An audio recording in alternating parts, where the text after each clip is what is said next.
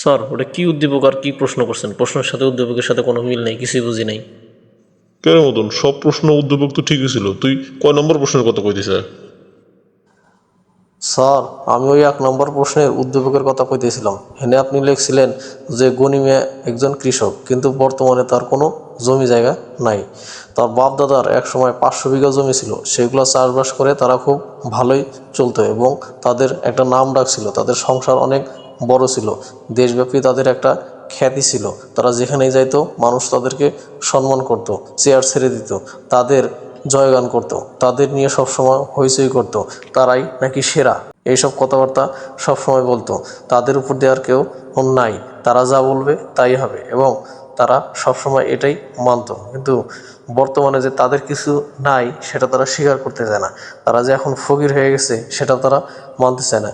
তাদের বাপ দাদার এত কিছু ছিল সেগুলো নিয়ে শুধু অহংকার করে, গৌরব করে এবং অন্যদের কোনো দাম দেয় না, মনেই করতে চায় না যে অন্যরাও কিছু পারে।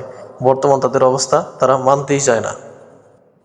স্যার আপনি আরও লিখছেন উদ্দীপকে যেমন কি তারা বাইরে গেলে মানুষের তো দামই পায় না, বরঞ্চ আরও উষ্টাগুতা খায়। কয়দিন আগেই তারা 7টা লাথি খাইছে, তাও তারা লজ্জা পায় না, বরঞ্চ নিজেদের গৌরব অহংকার নিয়েই আধিপত্য বিস্তার করতে চায়। আপনি এই উদ্দীপক লেখার পরে আপনি প্রশ্ন করছেন খেলাধুলার থেকে। এটাও স্যার কেমন হইলো কোন তো, কই হইলো খেলা আর কই হইলো হাল চাষের কথা। তো এটার থেকে কেমন উত্তর দেবো? উদ্দীপকের সাথে প্রশ্নের কোনো মিল আছে? এজন্য স্যার কিছুই লিখতে পারবেনি। মুভিস তোরা তো সারাদিন এরমই করস রে। সৃজনশীল প্রশ্ন তো এমনই হয়, উদ্দীপক থাকে এক পাশে আর প্রশ্ন থাকে এক পাশে। কেন তোরা খেলাধুলা নিয়ে এরকম করিস না?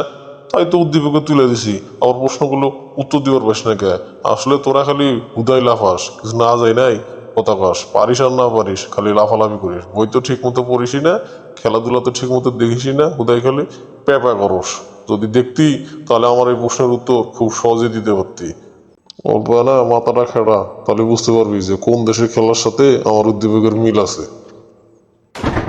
তবে স্যার আপনি যা কইছেন আমি বুঝতে পারছি, কিন্তু মনে রাখেন আমরা কখনো ঈশ্বরের হাত আর ওই পেনাল্টি কোটা ব্যবহার করি না।